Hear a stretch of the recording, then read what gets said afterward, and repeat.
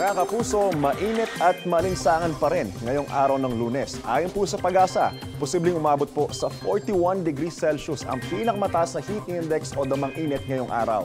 Posibleng maitalaraw po yan sa Coron at Puerto Princesa sa Palawan, sa Catbalogan, Samar at sa Diwan, Eastern Samar.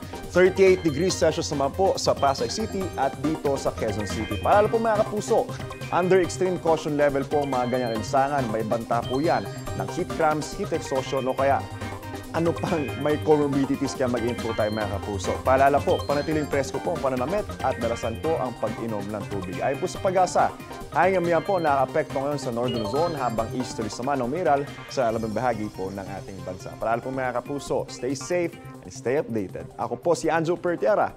Know the weather before you go. Para mag-safe lagi, mga kapuso.